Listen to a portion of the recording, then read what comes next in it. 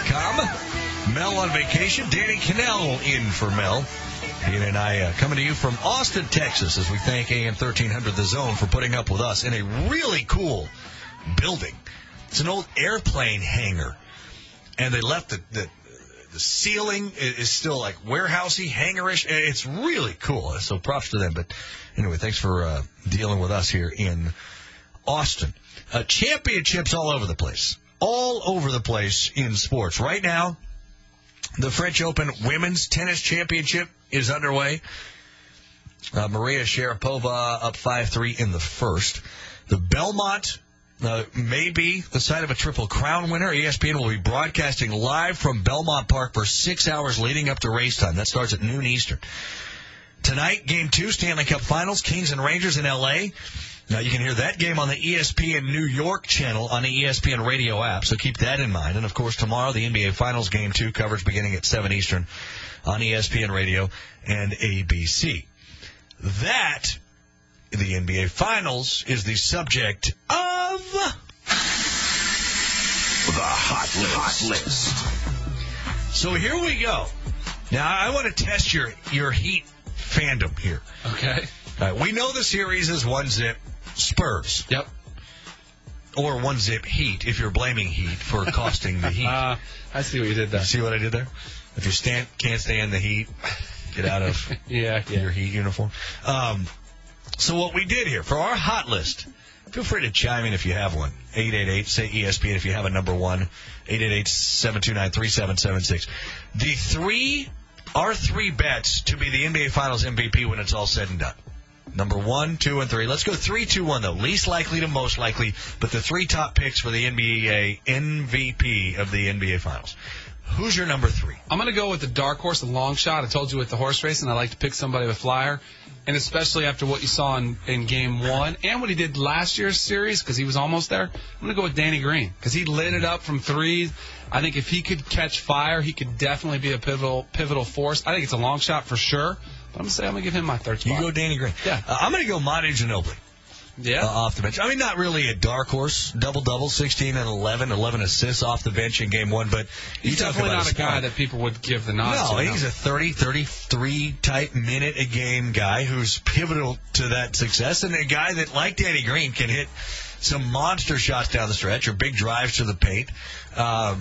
If they win this championship, I tend to lean towards them giving the MVP to one of the veterans, really because, honestly, of the story of this team, and they're so key to the Spurs' success. So I'm going to go with Manu. Number 2, most likely MVP. I'm going to go with Tony Parker.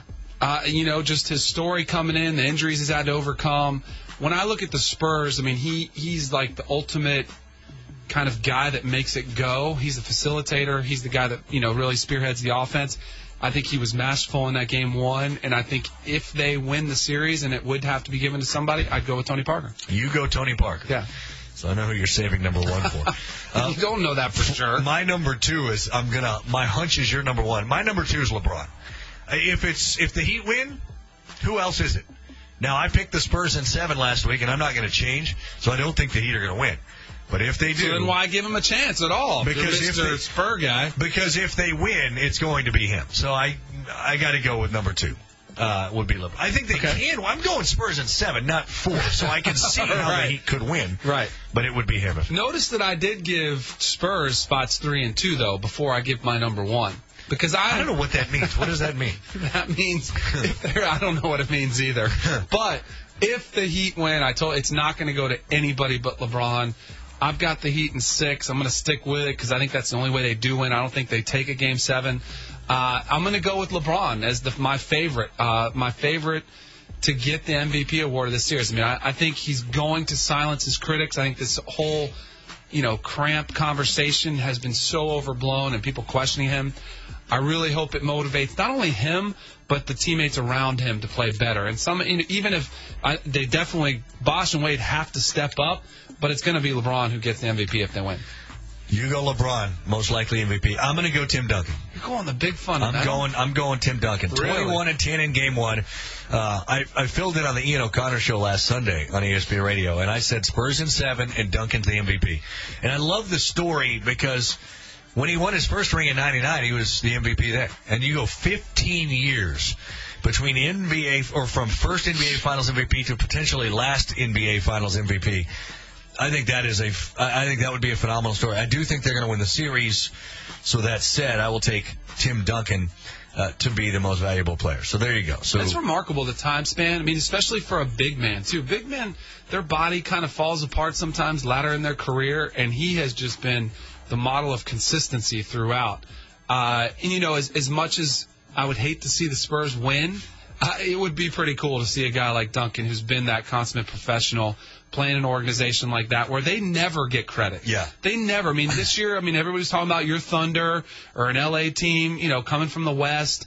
And the Spurs were right there all year long, not getting any love. And here they are right back there looking for revenge from last year. That's Duncan. That's Parker. That's Ginobili. That's Pop. Yeah. No question about it. More interesting tweets about either the importance of horse racing, the perception of a Triple Crown here. Should California Chrome, says Jeff, win the Triple Crown, he can say he won 3 in a row without catching a cramp. There it is. I think that's a shot at you, Cannell. I think so. Andrew writes, last time horse racing was relevant, Notre Dame was relevant. Ooh. Ooh. That's a low blow. You think he's going to win? Or are we saving that for our last segment? Your official call from the Belmont. My official call is that he will win. Really? He's such a favorite. He is. He's got the nasal strip going, which is clearly key. Yeah, absolutely. Can you imagine? I'm a big believer in breathe right. That is a huge breathe right. I think, doesn't it look like there are like 10 of them patched together? It really, I'm sure it's a custom one.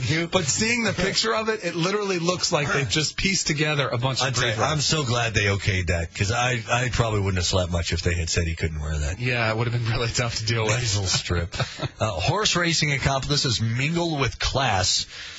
You can find him, by the way, at the Mingle Master if you're interested. Horse racing accomplishments are like car racing. The person riding matters, but the vehicle does most of the work, not a sport. I would disagree. Yeah, I disagree, because you got to be able to drive that bad boy. Well, also, who are the superstars of NASCAR? You don't talk about Chevy or diehards would. Don't get me wrong, Chevy or Ford or any of those. Yeah. But the superstars are the drivers, where we can't even name some of the jockeys. All we can name is one. Victor Espinosa, the guy who has the chance, and we never talk. We talk about the horses, and they do talk about their car. I mean, when they get up there after racing, they're paid millions. I'd like to thank my Fujifilm Chevy and the Motorola. There is quite a paycheck coming with that and too. The Goodyears ran great. Sorry, no good. Danny Cannell, ESPN Radio, ESPNRadio.com. We are going to, by the way. Hang on, wait. We've got clarification here. You asked about what California Chrome was purchased for. I thought it was $25,000. I could be way wrong. Do you have? Yes, we have Twitter. A caller has called in to clarify California Chrome. I have no idea what this means. Bill, and jump on here. You clarify this for me, please. So 10,000. Just read. Yeah. For California Chrome to be sired, the owners of it paid $2,500 for the stallion, $5,000 for the mare, so $7,500 total. And the caller compared it to an amateur qualifying for the U.S. Open and then winning it. That's how rare. You're gonna have to explain the first part of this to me. I don't understand. Does that have to do with the birds and the bees here? It is. Yeah, it's birds and the bees. It totally is. And basically, I thought we were talking purchase price there. No? Or that was kind of, right? I mean, so it was $7,500. Right. But it was $2,500 because it was a boy. Or do you have to pay the whole $75,000? You do. Yeah, I think I'm pretty sure. I've never done this before. Yeah, we're clueless on this one. All I know, so roughly $7,500. He's had $3.5 million in race winnings. And if he does, I do know this, if he does win that Triple Crown when he's put off to, go to his home, where he just, goes to business after this. Business. He'll make. Is that business or pleasure? In our house, it's called business time. I don't know. Oh, my gosh. This show goes off the rails. We're talking about horse racing. Russell tweets, the Triple Crown is relevant to a 3-time winner of the Spelling Bee. Can a Spelling Bee participate 3 times in a row? Yeah, I don't know that think either. so. Now, we need Kaylee Hartung, who's working with us this weekend, because she was at the spelling bee. Let's get her on the phone. She was the sideline reporter, the stage Isn't there just reporter. an age requirement? Like, you have to be below a certain age? Other than that, if you were good at 8, you could come back at 9, right? We have hit more topics and sports/events that are out of our wheelhouse today. And more cluelessness on those topics. How is that? Is it all coming against us at once? All right. Well, now you know more about horse mating than you did before. That's debatable. All right. Well, I'll tell you what. We're going to peel off of this. We're going to get into a philosophical conversation. You started this earlier, and I'm glad you did. Yep. It came out of the fact that Landon Donovan was not retained by Jurgen Klinsmann for the U.S. men's national team. And then you kind of spun it into Kobe Bryant getting $45 million for 2 years. He spun it in. He did. He said that, why are we paying people or honoring or financially recognizing people for what they've done in the past and not what they do in the future? You have an issue with it. I actually don't. I firmly believe in the opposite. And we're going to get into this. And if you have a take on this, hit us up, 888-SAY-ESPN, 888-729-3776. Dari Noka, Danny Kanell, ESPN Radio. Dari and Mel, ESPN Radio and ESPNRadio.com. You heard our hot list. We gave you the most likely MVPs as we see them in the NBA Finals. Danny went with LeBron. I went with Tim Duncan. The hot list brought to you by Charbroil True Infrared Grills. Visit charbroil.com/True Infrared to learn more. That is TRUINFRARED.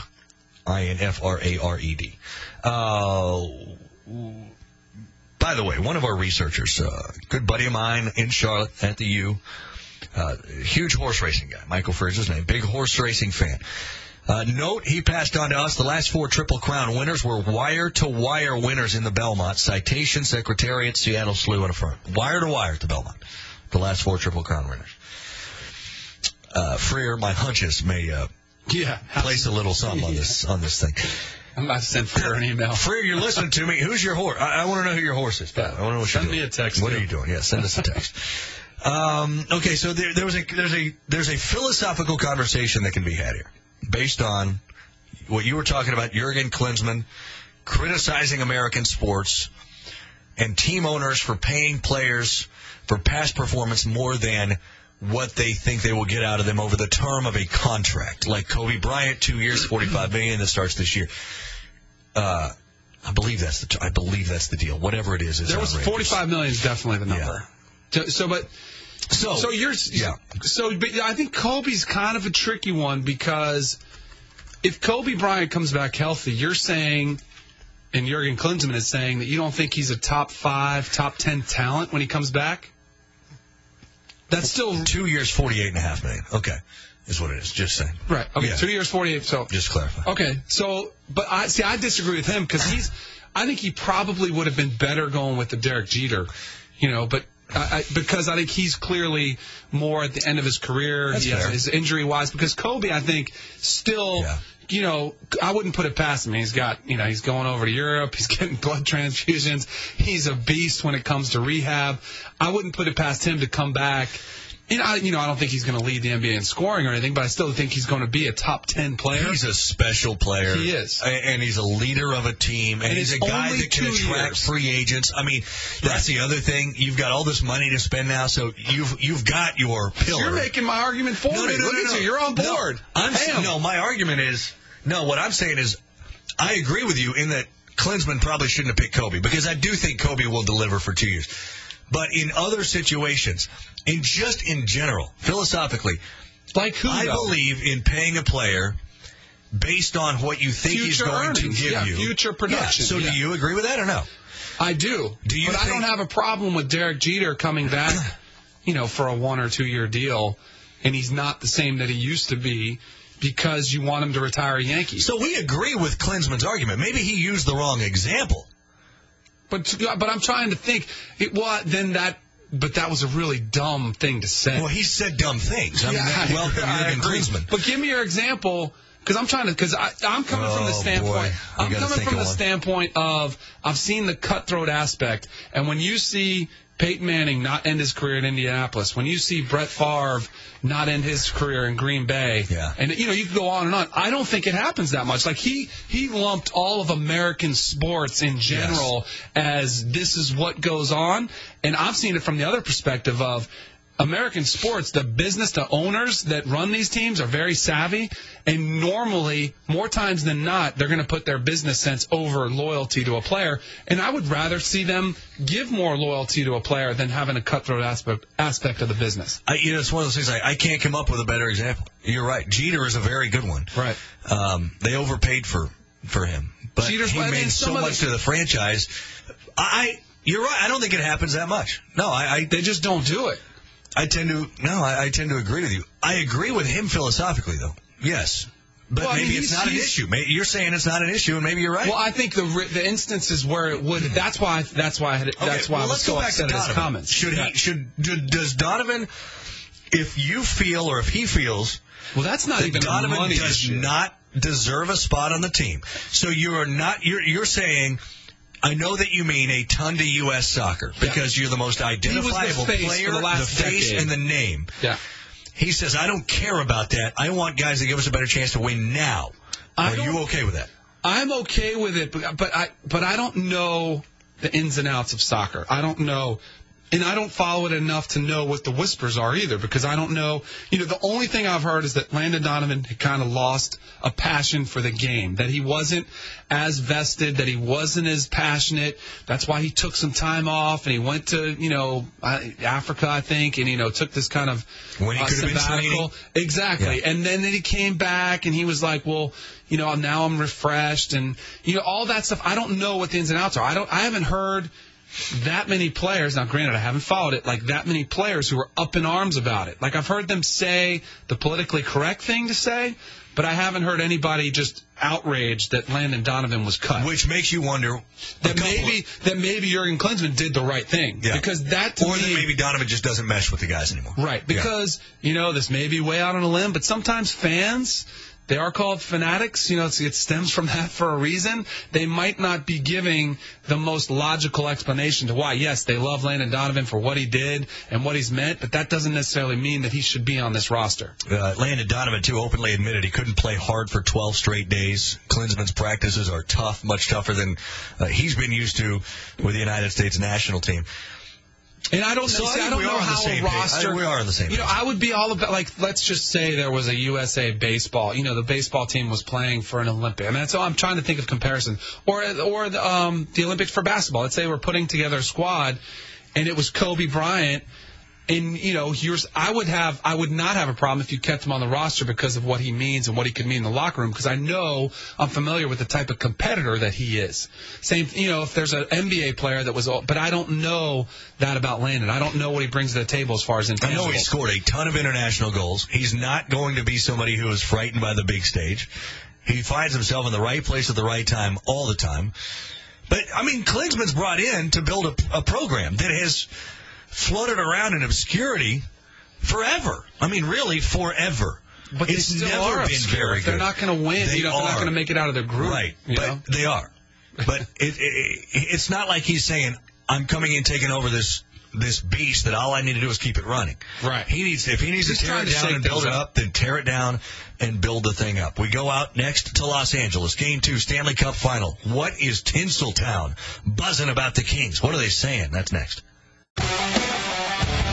Dari and Mel, ESPN Radio, Dari Noka, Danny Cannell, coming to you from Austin, Texas this morning as we take you up to 11 o'clock Eastern Time, and then Ian Fitzsimmons going to take over at that point as we will head to the baseball stadium at UT to call Texas and Houston today, 2 Eastern, ESPN Super Regional Action. So Michael Freer, a researcher in Charlotte, who's a big horse racing guy, has gotten back. You said, I want to know who Freer likes. Yep. Says he'll be rooting for California Chrome, but Ride On Curlin will win the Belmont. Ride On 12-1. Ride On Curlin. I like that. All right, so there you go. Thank Freer later. Give him a big West Virginia cheer there. Commission. That's right. Game 2 tonight, Stanley Cup Final. Los Angeles Kings trying to take a 2-0 lead on the New York Rangers. It's the Kings. We fully realize that many of you listening don't follow hockey that much, and maybe you love the Stanley Cup playoffs because you should. But the Kings they have won 3 Game 7s on the road to get to this series where they are a fairly heavy favorite. Daryl Evans, LA King radio analyst, done it for 15 years. Had a 6-year NHL career, 4 in L.A. with the Kings. Daryl joining us via the Subway Fresh Take Hotline. Daryl, I've got family that has 4th-row tickets in the corner where the Kings shoot twice. I went to a game in January. The vibe there was fantastic as they beat Vancouver in that game. I grew up a Kings fan because of them. I love this. I love the series. I love the story. What's the most impressive part of what L.A.'s put together this season as you see it? Well, I think when you look at it, it's just, the resiliency that this team has. And, falling back 3-0 against San Jose in the opening series, trailing Anaheim 3-2, and then going into them beating the defending Stanley Cup champions twice in their building in order to get to the Stanley Cup final. So it's a team that's got a lot of trust and belief in each other. They're built to play this style of hockey, and they're showing exactly why everybody's got faith in them. That this is a team that just never quits. They've got world-class goaltending with Jonathan Quick, one of the best defensemen in the game, and Drew Doughty, and Andrei Kopitar up front along with Jeff Carter. This team is they've got a lot of depth and a lot of balance. And then there's Mr. Clutch, Justin Williams, who got the overtime winner in Game 1. He leads, everybody in the NHL. Game 7 games, the biggest performer in the history of the game. 7 goals, 7 assists in Game 7, and he's one of the reasons why the Kings are where they are today. Daryl, Dara just mentioned about the Game 7 wins for the Kings, but with these 7-game series they've had to go through to get to this point, does any of that fatigue start to become an issue for them? Normally you would say yeah, and of course it does to a degree. But this year, unlike years in the past, the Kings played the first 2 rounds all here on the Pacific Coast time, playing against San Jose in the first round, Anaheim in the second round. So very minimal travel in those first 2 series, and I think that's paid dividends as we go deeper here. Years in the past, they've either had to go to Vancouver, go to St. Louis, and that takes its toll on you a little bit more so. So this one here, they do have a little bit more in the tank. The way the schedule was set up with a couple of day breaks after Game 1 in Chicago, and the same thing here with the Rangers, I think it'll give them a chance to recharge the batteries, and the emotion and the adrenaline will take over, and the Kings will be fine. Daryl Evans, LA Kings radio host for 15 seasons, joining us via the Subway Fresh Take Hotline. How do you describe LA? I mean, we know it's a Laker town. The Clippers obviously have been fantastic and were fantastic. The Dodgers spent all the money. They've got all these names. And I know, again, in January when I was in Staples, I loved every minute of the atmosphere there this year. There is a group that loves this team. But how has the entire city embraced the Kings right now? Well, it goes back to, a couple of years ago. Once you claim a championship, all of a sudden people look at you, with different eyes. And the Kings, they've been an organization for a long period of time that have really done a great job at reaching out to the community and continue to grow new fans. Personally, I'm involved with a lot of the grassroots stuff and developing youth hockey and, running camps and clinics. And it's just, the wave of people that have jumped on board. And it goes all the way back to Wayne Gretzky. When Gretzky came here, there's a new interest for hockey, and it continues to grow. And now at this stage, you look at the businesses that are all, promoting the Kings, all the different radio stations talking about the Kings, and without, the Lakers who are usually playing at this time of year, the Kings are the show in town right now. And I think when you look at a hockey fan, they are a very loyal fan, and the Kings have a massive loyal fans. They've had a great following going all the way back to the early years in the late 60s, and that has continued to spread, and we're developing a lot of new fans, so this game is growing. And I think one way that you can measure that is you look at how many kids now are being drafted out of Southern California and playing in the National Hockey League. So that speaks volumes as to where hockey is and how healthy it is out here in California. Daryl, if the Kings could take Game 2 and go up 2-0 in the Stanley Cup Final, the history says that would probably mean a championship for them. 43 of 48 times that's happened in a best-of-7 format. The team that goes up 2-0 goes on to win. So what does that mean for the Rangers? Does that mean this is a must-win situation for them? Well, I think they'll approach it that way. Both teams will approach it like it's a Game 7. I think the Rangers came into Game 1 feeling that Game 1 was, of that same importance, that, they were going to play against a Kings team that, was emotionally still probably attached to the series against Chicago.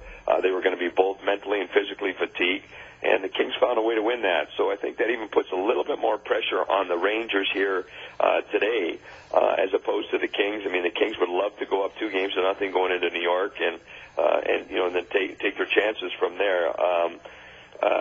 I think the resiliency that the Kings have shown, I mean, you don't want to, sit here and put all the emphasis on one game that if you don't win, because sometimes it'll affect you mentally. It won't be the case with the Kings, but I think there's a lot of pressure on the Rangers to come out and perform their best, because if the Kings are a team that are able to go up 2-0, like you say, the numbers, I think they speak for themselves, and the Kings are a great road team. They actually have a better road record, or more wins on the road than they do at home right now. So this is a team that is going to be tough to beat 4 to 5 games. Kings radio analyst Daryl Evans joining us. Real quick, Daryl, as Game 2 comes tonight, then you go to New York, and we've heard StubHub records being broken. We've seen the crowds outside there in New York for watching this as they cheer on their Rangers. You played in the league. You've been involved in the league in a long time. Staples has been rocking. But just as a human being who loves this game, and I'm assuming the atmospheres that can come with it, how much are you looking forward to, and what are you expecting the Garden and New York to be like when you go that way?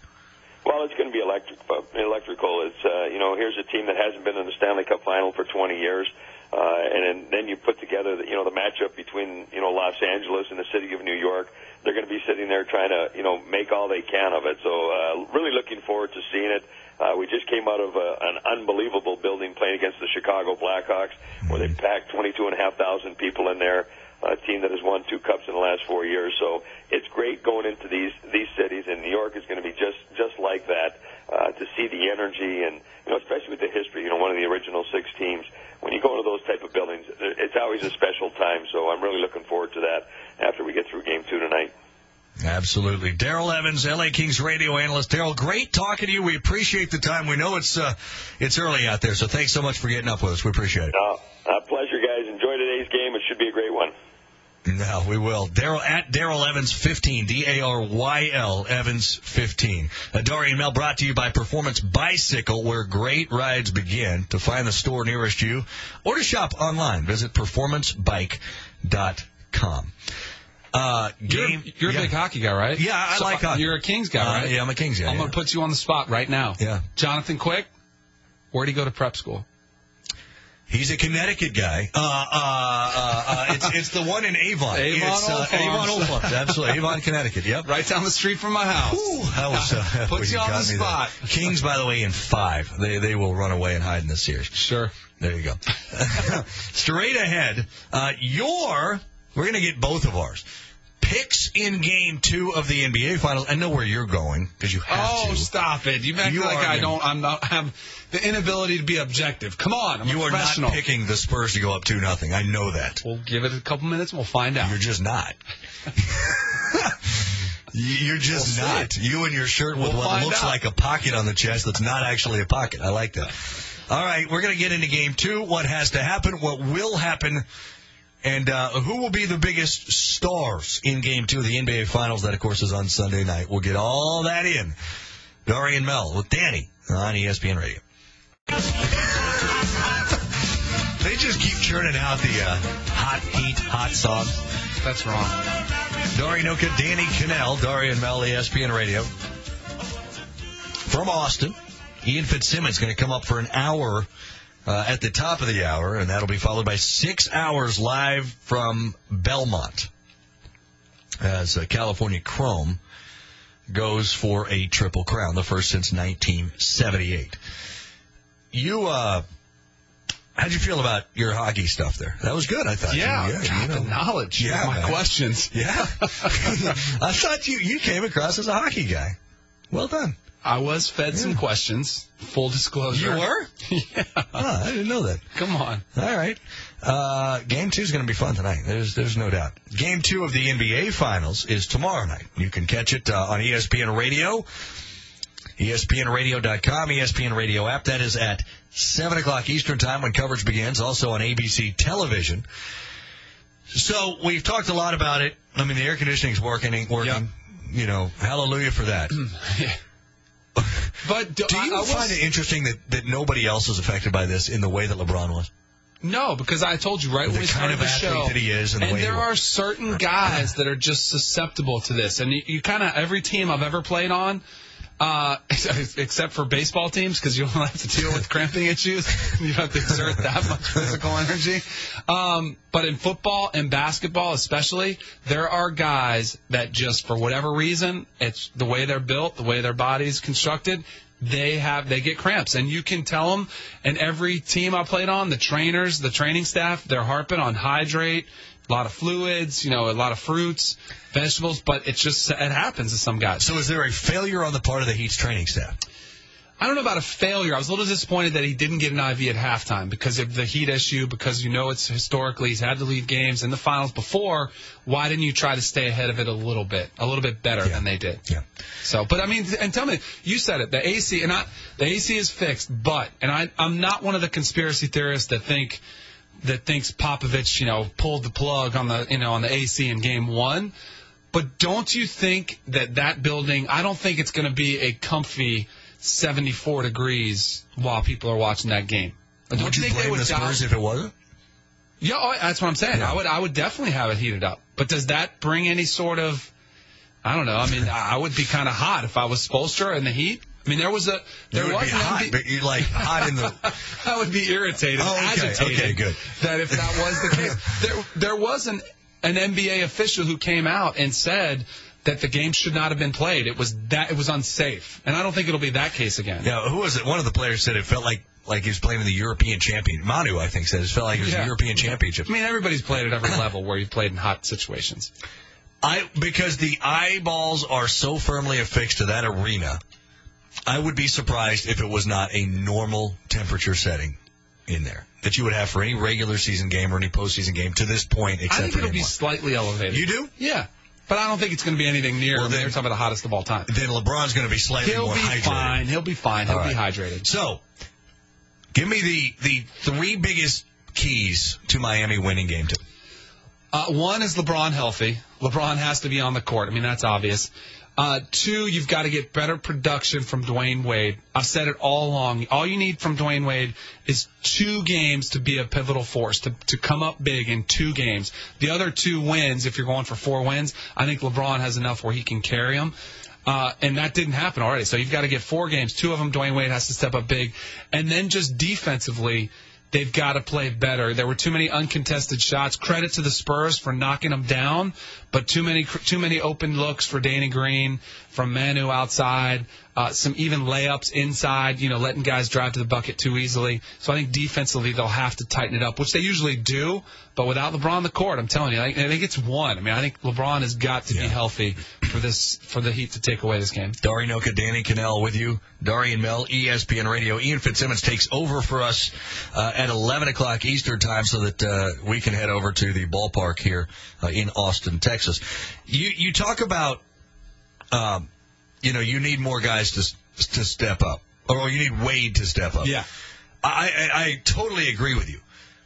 But even then, I still think that you need more than just Wade to step. You know what I mean? Like, yeah, you know that sure. too. I mean, that's you a given. You asked the 3 biggest, right. the 3 biggest factors. I think that this is a team, and yes, LeBron, and if Wade steps up for 2, then LeBron can carry them for 2 more. I just don't think that's the case against this team.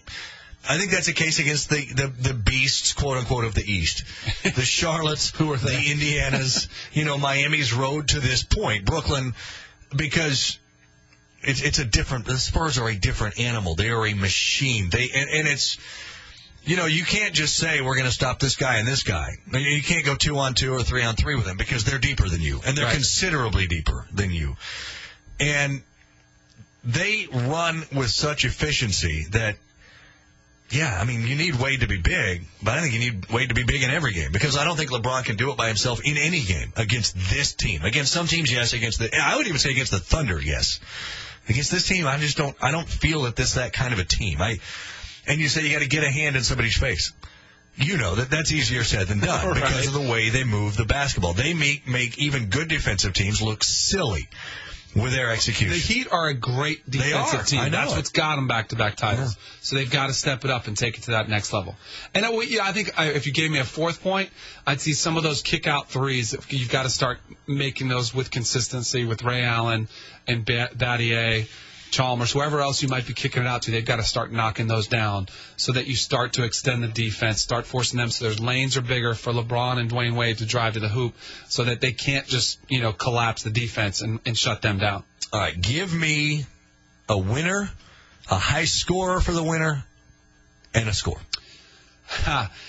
You already set me up because you tempted me to go the other way just to prove you wrong. You're not going to. I'm going to go with LeBron. I'm going to say LeBron is the high scorer in the game with 36. I think he's going to come up big. Okay. I think he's going to shut up the naysayers. And I think the Heat win. I'm going to say 91-87. That's sensible. I like that. Right? Yeah. Okay, good. I agree with you. You're happy with me. I agree with you. LeBron, the high scorer. Yeah. 30. Okay. Spurs 101, Miami 94. Wow. So you just calling a sweep or what? Well, I'm just going to prove my point against your point that LeBron carrying them's not enough. All right. I think they've got better role players. They just need to step up. I'm not going to go sweep though. I'll stay 7. You got to go. You go back to Miami. I'd love to see 7. How good is it that it's 2-2-1-1-1 now? That 2-3-2 stuff was awful. So much better. So good for the NBA. Very good for the NBA to figure that out and switch it back to 2-2-1-1-1. I didn't realize that it had gone back to 1984, that it had gone 2-3-2, and they did that because the old Lakers and Celtics matchups, and there was too much coast-to-coast travel. It's going to make it so much more interesting. I think it's going to be fun to watch. And I do hope it goes Game 7. There's nothing better than a Game 7 for a finals to go that deep. Can I send a big shout-out to the radio station here in Austin? Please. You know why? Why? Because I just discovered something I have not seen much of. A Danny Cannell poster. No. I went to the bathroom, and to their credit, I'm kind of a little bit germaphobe. I inherited that from my wife. Okay. Washed my hands, and there's nothing worse than washing your hands. You clean, and you come out and you have to touch the door handle, right? Open it up. Right. They have a foot handle. You can open the door with your foot. They do? I have not seen that, and I am a big fan. I'm going to have those installed I totally in my missed house. that the first time. See, and you're contaminated right now. I'm going to go in just a minute then. That's awesome. That is awesome. It is a great station. It is a great setup. They've been incredibly nice to us. Mike here has been fantastic. It is AM 1300 The Zone in Austin, so if you're in the area, flip them on. Make sure you listen to AM 1300 The Zone. Been great to us so far. Not so far, just been great to us today. There's no question about that. Danny and I are going to head from here over to the University of Texas. We're at 2 o'clock Eastern on ESPN. We will call Game 2 of a college baseball super regional. Texas and Houston. Texas won game 1-4-2. Kaylee Hartung, who lives here in Austin, she's going to be with us on that call. Texas wins. They go back to the College World Series for the 35th time. Phenomenal story there. And Houston won 2 in Baton Rouge at LSU last weekend, so they certainly feel that they can make this interesting. That's it for Danny and I. Ian Fitzsimmons going to take over for the next hour. Then we're at Belmont for 6 hours. Thanks for hanging on ESPN. I'm Ian Fitzsimmons in for the last hour here of Daria and Mel on ESPN Radio, ESPNradio.com, presented in part by Progressive Insurance. Busy last hour here as we'll catch up with the coach to talk some NBA Finals. Dan Shulman will talk some baseball coming up at 11:30 Eastern Time, 8:30 Pacific. And then we've got your winners for the 2014 run of the Belmont Stakes. Nobody knows the ponies better than our man, the top researcher for ESPN's College Game Day. Yeah, college guy knows the ponies. He knows how to pick them. Chris Felica, the bear himself, will join us coming up at 11:45 with your winners. It's a busy sports day. You do have potential history coming up with the 2014 running of the Belmont Stakes as California Chrome goes for the Triple Crown. It hasn't happened since 1978, and that great that great rivalry of Affirmed and Aladar, and Steve Cawthon taking down the Triple Crown as a jockey of the great Affirmed, and ever since, 12 have tried and 12 have not been able to do it. Can California Chrome pull it off? Our coverage begins coming up at the top of the hour. You got Game 2 in the chase for Lord Stanley's Cup coming up tonight, 7:05 Eastern, 4:05 Pacific on NBC. Cannot wait. There's nothing better than Stanley Cup Finals, World Series, NBA Finals. When you got a 7-game set against 2 great teams and you have overtime in Game 1, Man, you cannot wait for Game 2, especially when you have two men between the pipes like these two goalies for these two teams with the Kings and the Rangers. You get super regionals all across the country, and yes, you have a ton of talk still on the fallout of Game 1 of the NBA Finals, getting ready for Game 2 tomorrow night, which you'll hear on ESPN Radio. And, man, LeBron James sat down with Michael Wilbon yesterday afternoon after a long media session where he walked in wearing flip-flops, long shorts, and obviously the cramps were over with in his left thigh. And it's amazing to me how so many people are going, oh, well, let's see if he's going to be okay tomorrow night in Game 2. It's cramps. They go away. And as long as the air conditioning is fixed at the AT&T Stadium down there in San Antonio, guess what? He will be fine for Game 2. But it did somewhat amaze me how many people were mocking LeBron James, especially in the social media universe, especially on Twitter, hashtag LeBroning. I was surprised. The guy got hurt. I mean, he cramped up. It happens. Could have happened to Tim Duncan. Could have happened to Manu. Heck, there was one shot of Manu Ginobili on the bench. I thought he was going to pass out. Mouth breathing, the whole works. Ice towel around his head. And anybody saw our own Mark Stein, I mean, we thought we might lose Stein down there. I mean, it was anybody who was in the building. It could have happened to anyone. It happened to the best player on the planet, and that is LeBron James. And he was sat down with our Michael Wilbon, and he was asked a question about, do you know all this is going on? A lot of people are mocking you and kind of making fun of your injury and them carrying you off the court. Here's what he said. I'm aware of it, but I don't see it. I try not to get involved in it. I'm aware of it because I know it's me, and I know I'm the easiest target that we have in sports. Is he the easiest target that we have in sports? Tony Romo's up there. Nobody finds a different way to fail in different grand fashions when the stage is biggest and the lights are brightest. Look over the history. I mean, you go back last year, Green Bay, Week 15, interception when he targets Miles Austin when he should have just handed off to DeMarco Murray. The previous year, win-or-go-home game against Washington, throws the interception. Previous year in New York. We can go back Week 1 against the Jets the year before that. I mean, on and on. Romo's up there, but he's not quite LeBron level. Heck, Johnny Manziel hasn't taken a snap in the NFL, and he is also an easy target. But LeBron is correct. I mean, this is the greatest player in his craft, in his game on the planet, and people across the country mocking him for cramping up. It happens. Cramps happen. I mean, it's not something that you can fight through. Your body shuts down. His leg shut down. I don't care how many fluids he put in himself. It was not going to matter. It happened. And so now, all of a sudden, people mocking him, get ready for Game 2. Because I promise you one thing. Anytime you hear an athlete say he doesn't read the papers, doesn't read articles about him on the Internet, doesn't see things on Twitter, or listen to the radio, or watch what people say about him on TV, those are the guys that are paying even more attention, and those are the ones that, if they're as great as LeBron is, get ready for a show. Game 2 tomorrow night, NBA Finals. Now, I was talking to Charles Barkley about this very thing prior to Game 1 on whether LeBron James, if he wins another title, and they actually win 3 straight in their 4th consecutive NBA Finals, first time a team has done that since Larry Bird's Celtics in the mid-'80s, if a win or a loss in the finals impacts his decision and whether he wins or loses, how much praise or blame he will receive, here's what Barkley said. Well, I don't think it'll have a big decision. I think he's probably already made up his mind. I think he knows this team is probably as going as far as it can go the way it's constructed. I think the only thing is, if we live in this thing where we got to blame somebody. So if the Heat do not win the championship, you can just see everybody's going to start killing LeBron again. I mean, it's a shame the way this thing works now because this age we live in now, we have to blame the biggest star. He's 1,000,000% correct. And he's been that star on his teams. Yeah, and right now, what's going on?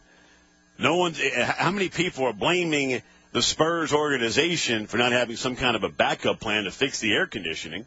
I know it's not just a train unit sitting out back of AT&T Stadium, but, it's LeBron being blamed for his body shutting down. He will be praised in Game 2 if he goes off for 30 and 10. The biggest star on any team, good team or great team does receive the bulk of the blame and the majority of the praise. Right, wrong, or indifferent. Romo's a prime example. Talking about LeBron being him saying he's the easiest target in sports. Go back to Tony Romo last year against Peyton Manning and the Denver Broncos. One of the most entertaining games of the entire season last year. And what happened? 51-48. Peyton Manning and the Broncos came out of Cowboy Stadium with a win. 51-48. You give up half a hundo, you would think that the defense is the one receiving the majority of the blame. Tony Romo threw for over 500 yards, 5 touchdowns, 1 interception. When was the interception? His last throw of the game. Targeting a rookie tight end who ran kind of a bad route. Romo throws the interception. Even though you can blame that Gavin Escobar, the tight end. No. Defense? No. It was Romo getting the blame. LeBron James, game 1, cramping up. He got the blame. And he'll get the praise as well. I wasn't surprised to hear LeBron tell Michael Wilbon that. Then he said it with a smile, if you saw it on TV, and you could hear it in his tone of voice right here on ESPN Radio. And he's dead on. And so is Charles Barkley, without a doubt. Also surprised me when Barkley said and told me on my show down on ESPN Dallas, where I'm based out of, is that he's already made up his mind, win or lose. Mind already made up. We'll see what happens after this finals, man. I'll tell you this much. I cannot wait to see what happens Game 2 when LeBron takes the court against the San Antonio Spurs. You also have history, once again, as I mentioned to start here on ESPN Radio.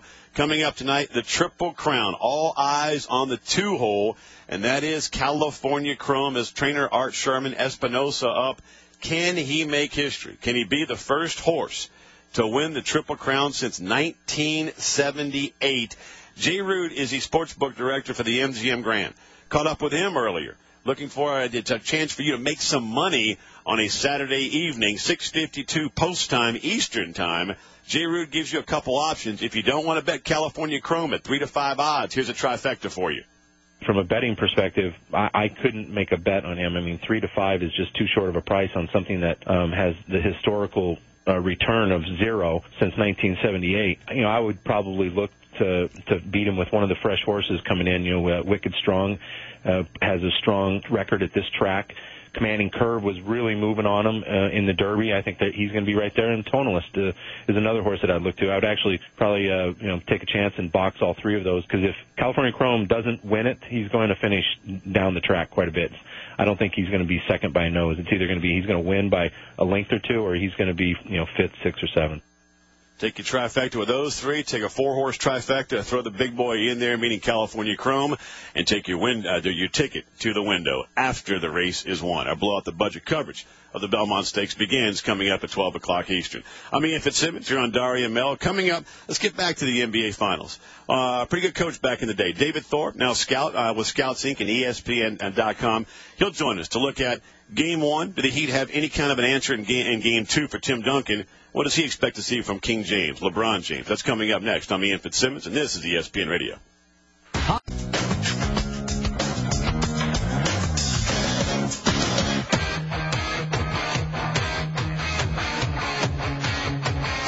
Ian Fitzsimmons in for Daria Mel here on ESPN Radio, presented by Progressive Insurance. All guests join us on the Subway Fresh Take Hotline, and joining us right now to talk some NBA Finals.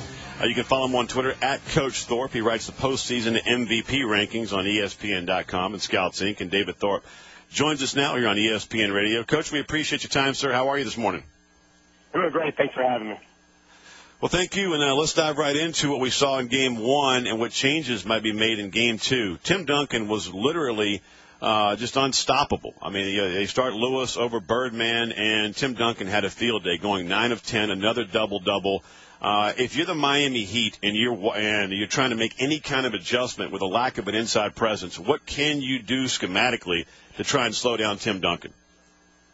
Well, actually, there was a particular action that hurt them the most, and that was what I call an abbreviated pick and roll, where Duncan with that high ball screen, the way kind of Amari Stoudemire used to do with Steve Nash back in the 7 seconds or less days with Phoenix.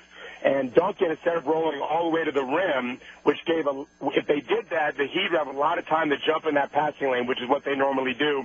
So they found Duncan early, and they found Splitter. In fact, Splitter kind of kept him in the game with that action. He scored 9 straight points at one point.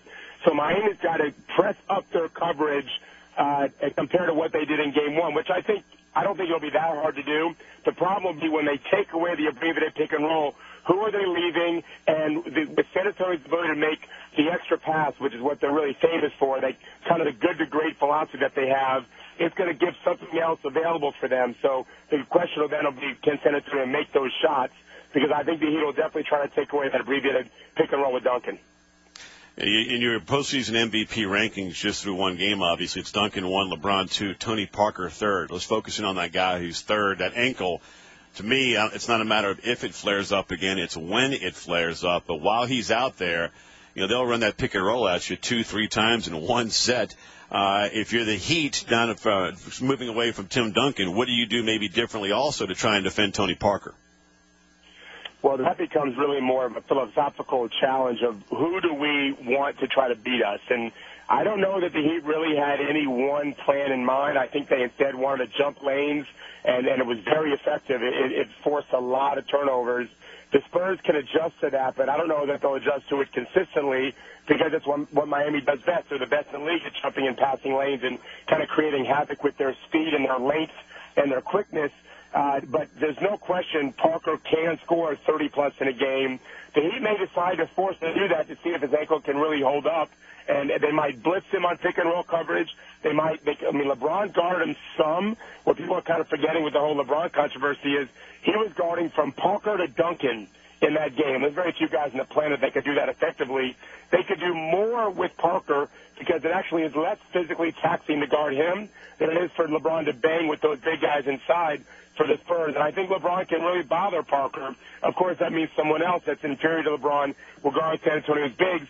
That's a poison that Spoelstra's going to have to choose. From ESPN.com, Scouts Inc. He writes the postseason MVP rankings on ESPN.com, and that's David Thorpe, who's worked with some of the best in the NBA here with us on the Subway Fresh Take Hotline on ESPN Radio. I'm Ian Fitzsimmons. Get away from the X's and O's for a second, because you, as I mentioned, you've worked with Haslam, who's in the finals, Noah, Joakim Noah, Luol Deng, and the list goes on in the NBA. And everyone's talking about, will LeBron be okay for Game 2? To me, Coach, that is the dumbest thing that anyone can actually try and say, is he going to be okay? It's a cramp. The cramp is gone. He's going to be fine for Game 2. When you hear people say, is he going to be all right for Game 2, am I the minority, or do you agree? You're expecting the best player in the world in Game 2 tomorrow. Right. Well, I would only quibble with one thing. The dumbest thing that they could say is what they've been saying, that he somehow quit on his team. I almost don't want to acknowledge those comments because they're made from such a standpoint of ignorance. It's not worthy of discussing, really. But the only thing I would add to the cramping issue is his body really shut down. I heard you say that a few minutes ago before we came on, and that's really what happened. He was closer to full-out heat exhaustion, which would require potentially hospitalization, than he was being able to return to play. The body absolutely, I'd love to know what his core temperature was.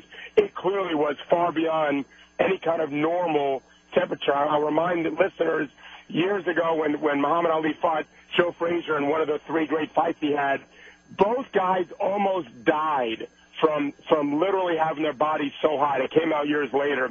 I don't think LeBron was close to dying, but certainly he was showing the symptoms, moving in that direction. Had he kept being able to play, of course his body shut down and he couldn't. So there is some question as to whether or not he can fully recover. My guess is the answer is yes.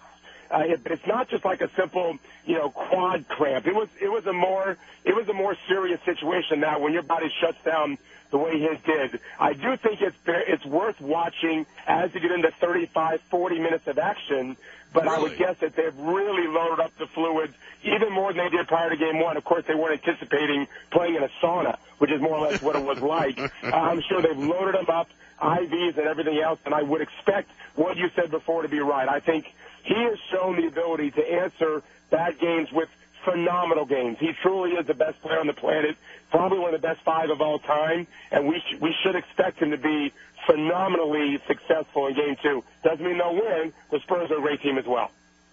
I'll tell you this, if I'm the Heat, I'm getting gallons of pickle juice and just ramming it down his throat also. As we wrap up here with you, David, what adjustments do you expect to be seen tomorrow night, and what kind of game do you expect to see?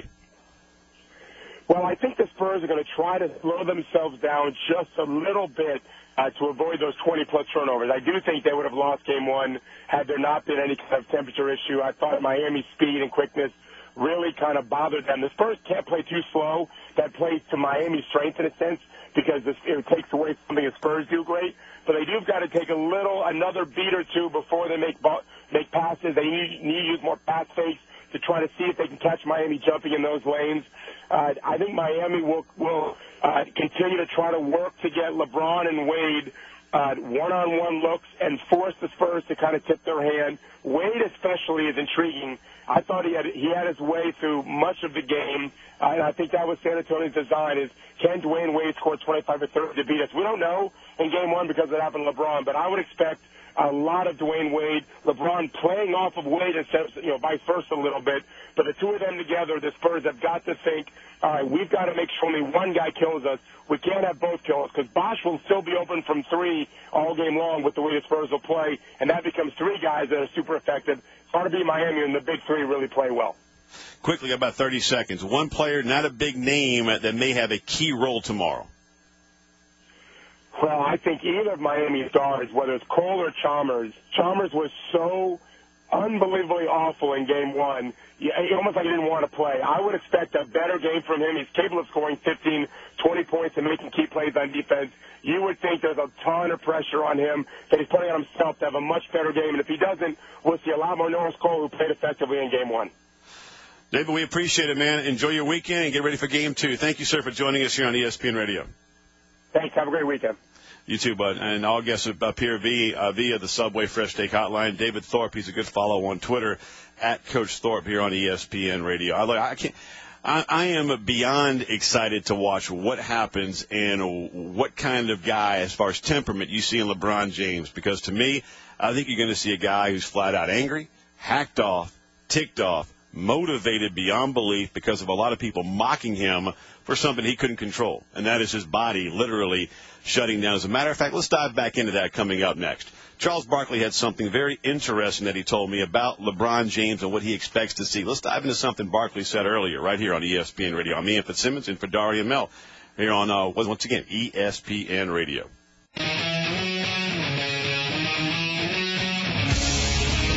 Darian Mel on ESPN Radio. Danny Cannell was in for Mel Kiper today. Those guys had to run off and call a super regional down in Austin. It's the Cougars and the Longhorns.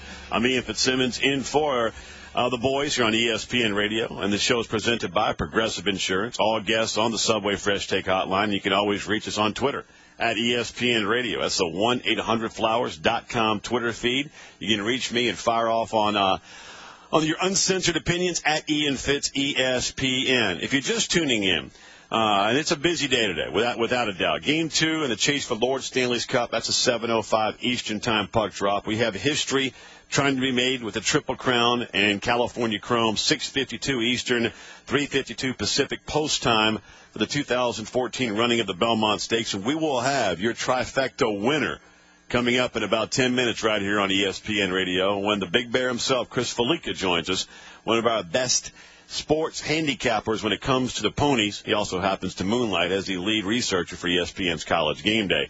But, man, so much is being talked about today around the country on one comment that LeBron James had with Michael Wilbon when he sat down with Wilbon after his mass media session after Game 1 of the NBA Finals, meaning yesterday with media availability. And Michael Wilbon asked LeBron, are you aware of all the mocking that is going on of you on social media, on Twitter, on Facebook, the hashtag LeBroning? Here's what King James said. I'm aware of it, but I don't see it. I try not to get involved in it.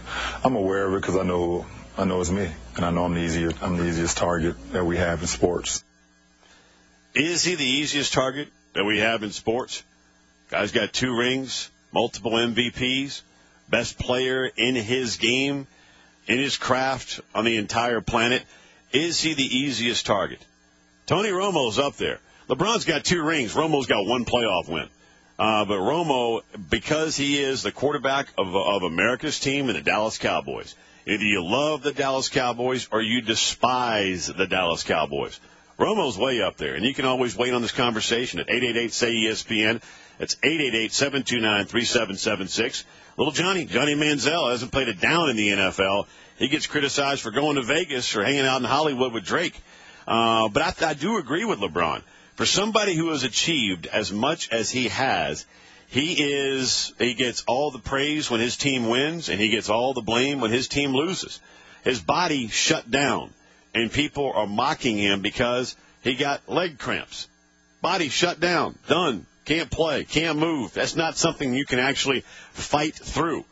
Once that happens, there's nothing you can do about it outside of hydrate and then try and come back the next day. Because with 3 minutes and 59 seconds to go, the way his left leg locked up, he was not coming back. Nothing more that he could do about it. And so he gets mocked for that. Romo gets mocked because, well, he finds unbelievable ways to fail when the stage is biggest and the lights are brightest in so many unique ways. I mean, and he gets blamed when he throws for 5 touchdown passes, only 1 interception, and over 500 yards. I'm talking about the game against the Denver Broncos last year. He had a remarkable game. They lost 51-48. When you get 100 hung on you, you would think the first blame would go to the defense. But no, it didn't, because Romo threw the pick late in the game, his last possession, with a chance to take his team down and win the game, and his last throw set Peyton Manning up to put his team in position to win the game. You would think everyone would be ripping the defense, and they were to an extent, but most of the blame went on one guy, and that's the guy wearing number 9 with a star on his helmet. But even Romo, with only 1 playoff win, does not get the praise and blame that I think LeBron does. I was talking to Charles Barkley on my show on ESPN Dallas earlier this week, prior to Game 1, and I asked him if winning another Larry O'Brien title, taking him that Larry O'Brien trophy, another ring, impacts LeBron's decision on whether he stays in Miami or not, and how much praise or blame he will get depending on what happens. Here's what Charles Barkley told me. Well, I don't think it'll have a big decision. I think he's probably already made up his mind. I think he knows this team is probably as going as far as it can go the way it's constructed. I think the only thing is, if we live in this thing where we got to blame somebody. So if the Heat do not win the championship, you can just see everybody's going to start killing LeBron again.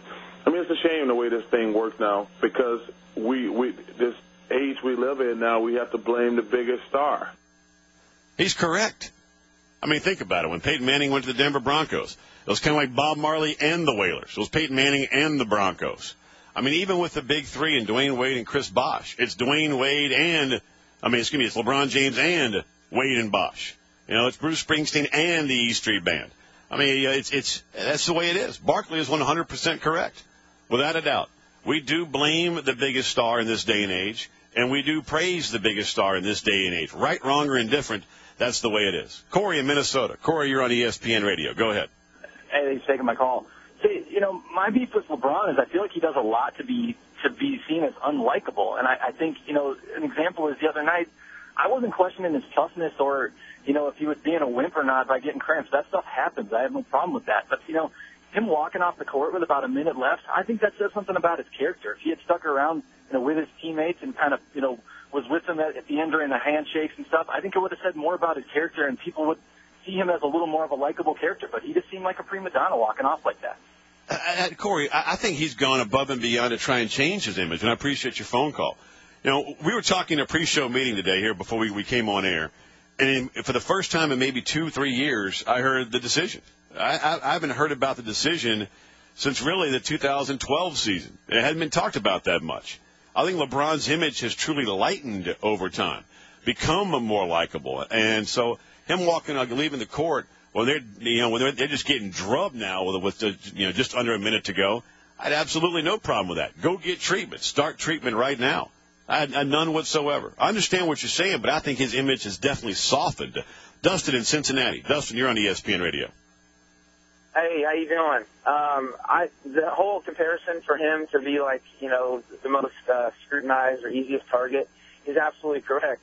I mean, I know Romo is scrutinized as the same, but here's the thing about LeBron. Compared to the greatest player of all time in his sport since he was 15 years old, there's no way for anyone to be able to say that he's not the easiest target. Everything that he's done since came into the league has been over-scrutinized. And cramps, I'm a college athlete. I played NAIA Division I basketball, and I got cramps often, and you cannot move. There's nothing you can do. There's nothing you can do. It's a headache or cramp or migraine. It just shuts your body down, and there's absolutely nothing you can do. Dustin, we appreciate your phone call. Have a great weekend, and thanks for phoning into ESPN Radio. I will say this about LeBron, because he knows he is a target. And when Michael Wilbon asked him about that hashtag LeBroning, which was going on across the country, heck, even globally, he knows whenever an athlete, once again, tells you that they don't read the papers, they don't listen to the radio, they don't watch TV, they block it all out, they don't pay attention, those are the ones that are writing everything down, filing it away, making mental notes, and there is no doubt in my mind, when he takes the floor tomorrow, Game 2 NBA Finals, you're going to see a guy who is absolutely about as dialed in as you can get. And I'm expecting a massive game from LeBron James. I'm talking double-double, 30 and 10 type game, and defending his tail off. The cramp, I think the leg is fine. Cramps go away.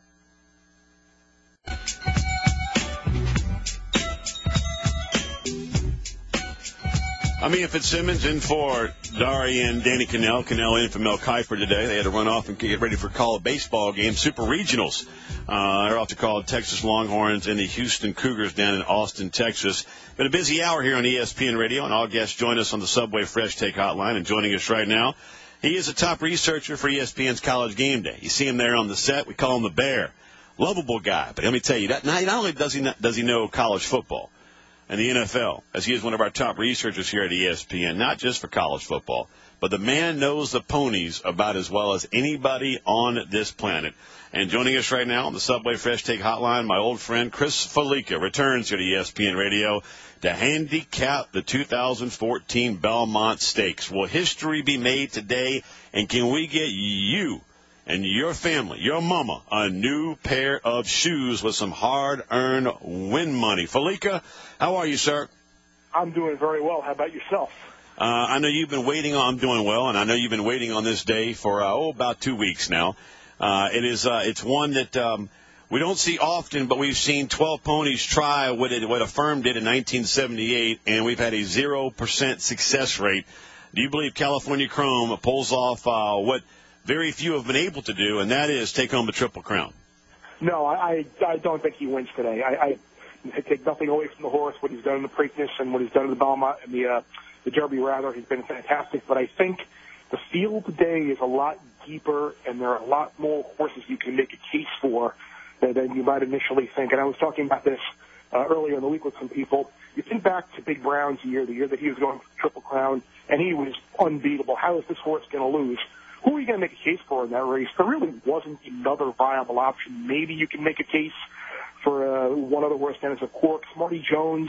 There really wasn't another horse you could make a case for. Maybe you could have made a case for Birdstone because it was the only other Grade 1 winner in the race. Maybe you could have made a case for Rock Hard 10. There really wasn't anybody. Well, those horses were unbeatable. There's no way they're going to lose. But here, you have Wicked Strong, who's run great at Belmont and ran a good Derby. You have Commanding Curve, who ran a great second in the Derby. He's waited for the Belmont. You've got Samurai, who's a local horse, who seems to fire every time. You have Tonalist, he comes into this race of a great one in the Peter Pan. You've got a bunch of horses. Right on Curlin, who's been right there with California Chrome the first 2 legs. You got 4 or 5 horses that you can make a legitimate case for in the Belmont, and I think ultimately someone's going to step up today and beat them. All right, so Felica, and play that devil's advocate role, because everybody else that I've seen across the country is saying that the only way that California Chrome loses this race is if Espinosa has a bad ride. So it sounds like you completely disagree with that. Why? Yeah, I do disagree, because I don't think it's going to be – well, the ironic thing is in watching the first race of the day at Belmont, Victor Espinosa on one of the favorites in the race, got past in the final furlong, went to the front, nearly wired the field, got beat by a horse coming from off the pace. So completely different level of animals running in that race than there will be in the Belmont. But if Victor, he's going to ride the horse. He's going to have whatever pace scenario he wants. If he wants to go to the front, he'll go to the front. If he wants to let someone inherit the lead and sit off him, he'll do that. I personally think the way the pace scenario for the race is going to go. I think he's going to be on the lead, and I think that'll ultimately be the problem. I think he's going to have a target on his back, but with the scratch of social inclusion from that Belmont, I don't see a legitimate pace setter up front. It seems like California Chrome would be the one to cut out the fractions, unless General A-Rod would be the one to go to the front. That would be the only other horse I could really see dueling with him early in the race.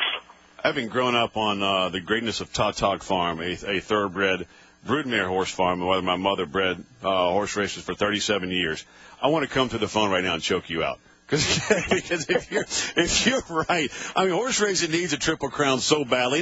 It's not going to bring the racing industry back to where it was in the late 70s and early 80s when you had the great stories of Affirmed in 78 and Genuine Risk, the filly winning in 81, and we can go on down the line. You know, Bill Shoemaker at an ancient age coming and having an unbelievable ride to win the Kentucky Derby. You're not going to. It won't bring us back to that era, but it would do a lot for horse racing. It's kind of like I view Felica horse racing and the heavyweight division of boxing as two things we grew up with. Our era, that 35, 40-year-old people today, it was a glorious era, and now it's just those two sports have really taken a dip, and a Triple Crown would really do a lot to generate a huge buzz for horse racing. So if you're correct, I'm going to find you and I'm going to choke you out. You know where I live. And so you will know where to find me any Saturday or Friday from August 30th through January 12th. You'll be able to find me. Trust me. All right, so if you don't have California Chrome crossing the finish line and making history today, give us that trifecta so we can take our hard-earned money to the window and get Mama a new pair of shoes. I liked Wicked Strong all week long, but in the people I spoke to and talked to last year, all of them seemed to come up with the same horse in Palace Malice, and he went off at 13-1, and he won. Now the same group of people who I kind of talked to and respected their opinions were all on Wicked Strong. I don't know if that's a good thing or a bad thing, but I think Jimmy Jerkins has his horse pointed towards the Belmont. Like I said, you go back to the recent run in the Belmont, it's been horses who either have skipped the first two legs of the Triple Crown or ran in the Derby, skipped the Preakness, ran in the Belmont, and that's the course that Wicked Strong has taken. Another horse that really interests me at a long, long price, he kind of reminds me of Stay Thirsty a couple of years ago, is Commissioner. It's Javier Castellano, Todd Pletcher. The horse is going to be about 25 or 30-1. Ran against Tonalist in the Peter Pan. Kind of a grinding type horse who will appreciate the 1.5-mile distance. So my top pick is the 9, Wicked Strong. My long shot pick is the 8, Commissioner. So I'd say box 2, 8, 9, and you trifecta and see what happens. Felica, how many times will Herb Street call you today? I don't know. Is he going to partake in any extracurricular activities this afternoon? I know the Derby, old Blue Eyes, just beats you up like no other because, one, he was there. But I'm anticipating with history on the line, his affinity for the ponies. Get ready. You might want to put your cell phone on vibrate. The best thing was I get a text from him during the Derby. Hey, you need to text him because my phone is dead and I don't have my charger. So he's giving me now alternate phone numbers of friends and relatives to text with because his phone is dead. Typical. Prior planning prevents a poor performance. My grandfather told me that a long time ago. Absolutely. Felica, enjoy the day. It's championship weekend. There's a ton going on. We know you're a junkie. And enjoy 6:52 Eastern Time, 3:52 Pacific, post time for the 2014 Belmont Stakes. Thanks, Felica. Take care, Randy. Be good. All right. One of the best, Chris Felica, top researcher for ESPN's College Game Day. The man knows the ponies. Joining us here on the Subway Fresh Take Hotline. Avocado season is back at Subway. Add a rich, creamy avocado to any of your favorites. Subway, eat fresh. Look, as I mentioned, I grew up on the Thoroughbred Horse Farm down in a small town in Folsom, Louisiana. And I'm already getting, people on Twitter, and you can hit me up at Ian Fitz ESPN. Quit calling these horses athletes and competitors. They're not. Let me tell you something. The great ones are. Earlier this week on my show on ESPN Dallas, my producer Landry Locker was giving me flack going, the only reason California Chrome runs fast is because a little guy is on his back beating him with a stick. And I almost came to the glass. I promise you, having grown up on a farm and being close to horse racing, as my mom, as I mentioned, raised and bred thoroughbred racehorses for over 37 years, the great ones know. The great ones know it's race day. because their routine changes. It's kind of like your dog. When you go feed your dog every day at the same time, whether it's 5, 6 o'clock in the evening, afternoon, your dog starts going nuts every day. Why? He knows it's time to get fed. You say, let's go for a walk. Guess what? Your dog gets excited. Goes and maybe grabs the leash. Say, let's go for a car ride. Dog knows. Same thing with horses. Their routine changes on a race day. You can watch California Chrome. You know, on a non-race day, he's just kind of lounging around. This morning, the first time you see him, you will see him antsy. He'll be kind of, moving his feet, shaking his head a lot more. He knows it is race day. The great ones always know. And there is a difference. Yeah, you get a plotter. Yeah, he doesn't know. He doesn't care. That's why he's not great. It all goes back to pedigree and bloodlines. And I'll tell you this also. There's a difference in any athlete. There's a difference between Aaron Rodgers and the backup quarterback for the Raiders. I mean, there's a difference between, Tony Romo and Brandon Weeden on the Cowboys. There's a difference between Drew Brees and whomever. I mean, the great ones are always different. And it also comes to horse racing. I promise you. California Chrome, this morning, knew that it was a different day. I'm hoping he takes down history. Just don't know if it's going to happen. My trifecta, I'm going for a big one. Wicked Strong, Commanding Curve, and a Tonalist. That's my trifecta. Take it to the window. Let's cash a ticket. It's championship weekend. Right now, the French Open Women's Championship is in the third set with a possible Triple Crown. Tonight, you can listen to Game 2 of the Stanley Cup Finals between the Kings and the Rangers on the ESPN New York stream, on the ESPN radio app. And, of course, tomorrow, Game 2 between the Heat and Spurs. Coverage at 7 Eastern on ESPN Radio and the Watch game on ESPN app. I've enjoyed it, as always, for being here on ESPN Radio. And coming up next, it's our Blow Out the Budget coverage of the Belmont Stakes. For the next 6 hours leading up to the Belmont, we'll have all your coverage. Ryan Ruocco and Robin Lundberg will be on the call. I'm Ian Fitzsimmons. It's been a joy, as always. We'll talk to you next weekend. This is ESPN Radio.